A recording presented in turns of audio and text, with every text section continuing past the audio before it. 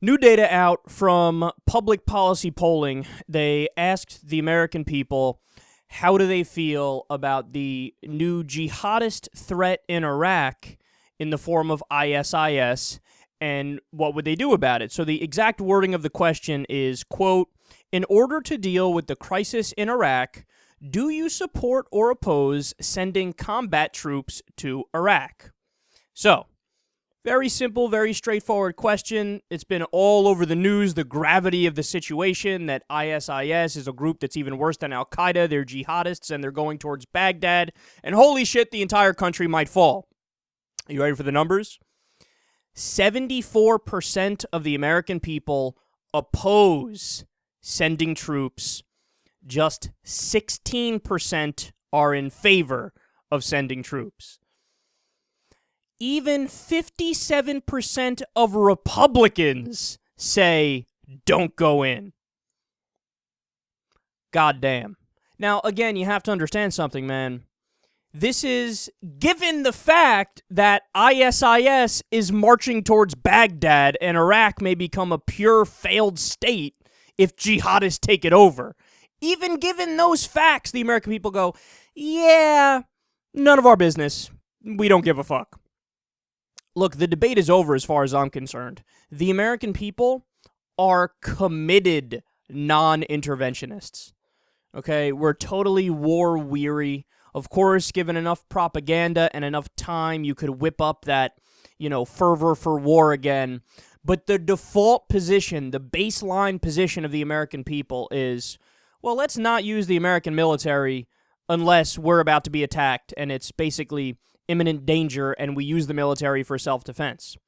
Because this isn't the only time. Look, remember with the whole Syria situation recently. It was like weeks on TV where the media was basically fear-mongering and scaremongering and saying, Assad, the dictator in Syria, has chemical weapons and he just killed women and children. Now, look, Assad is a bad guy. There's some evidence that he did that, but at the same time, there's evidence that the rebels used chemical weapons as well, and over half of the rebel movement is Al-Qaeda. In fact, ISIS started in that fight. It's the Islamic State in Syria. That's what ISIS stands for. So the American people weren't buying it. I mean, what was that number? Like 19%, I think, of the American people said, let's get involved in Syria. So it's gotten to the point where, like, every single question with foreign engagement, the answer is, fuck off, no. Look at the recent situation with Russia and Ukraine. Again, the American people, what was it, in the teens probably? 18% or something said, yeah, let's get involved there. So we have Ukraine, with Russia just basically walking in and taking part of the country. We have Syria, the civil war going on over there, and we have Iraq with jihadists marching on Baghdad. The American people say, no. Look, it doesn't matter, man. None of our fucking business. We're so tired of war. We were in Iraq for over a decade. We were in Afghanistan, for over a decade, and we're still there. I mean, we're going to be there for 2 more years, 9,800 troops there, and then we still only draw down to about 1,000 after that. We're just so tired. We have 900 military bases around the world. Do you know the amount of money in total that will have been spent in Iraq by the year 2053 when you calculate in all the interest and the borrowed money and all that stuff? I hope you're sitting down. $7 trillion. That's how much money we wasted in Iraq. And for what? There's going to be an all-out war there anyway between the Sunnis and the Shiites. It's just a matter of how long we can, push it off by staying in there and trying to be a referee.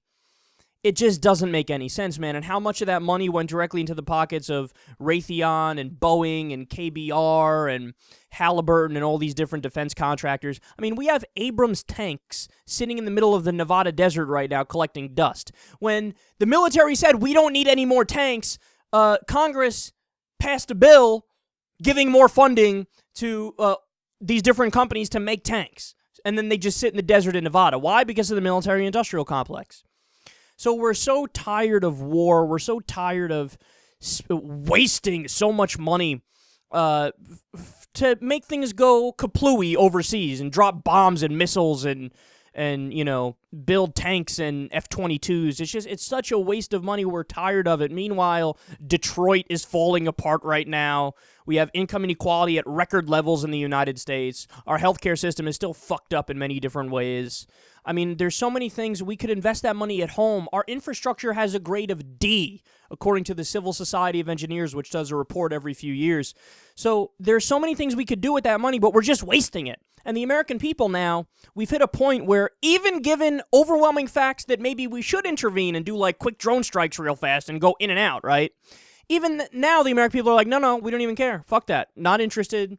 Keep that shit away from us. Call us when Al-Qaeda or ISIS is about to invade Kentucky, and then we may act. Until that day, shut the fuck up. And I have to say, man, on the issue of foreign policy, I agree. I mean, I'm a pretty committed non-interventionist. That doesn't mean a pacifist. You know, non-interventionists get fucking mocked in the media endlessly because they're called isolationists and they're called pacifists. That's not what we are. Non-interventionist means we're not going to fuck with you unless you fuck with us, and then we'll act. Isn't that the default position? Isn't that the common sense position? I don't know how anybody could disagree with that. And again, the American people agree with that. It's just that the establishment Republicans and the establishment Democrats disagree with that. And they're, of course, bought off by the military-industrial complex. So, look, I get it, man. Let's say Obama were to come out in favor of doing strict guidelines. He goes through Congress and he gets declaration to do a quick week-long or 3 or 4 day long drone campaign where he goes in and pop takes out ISIS real quick with some tactical strikes. Look, in that case, I wouldn't be in favor of it necessarily, but it's fine. I could deal with it if we're in and out real quick. But that's the thing, is they've lost all credibility. The government has lost all credibility because so many times in the past they said, oh, it'll be quick, and then we end up occupying a country for over a decade.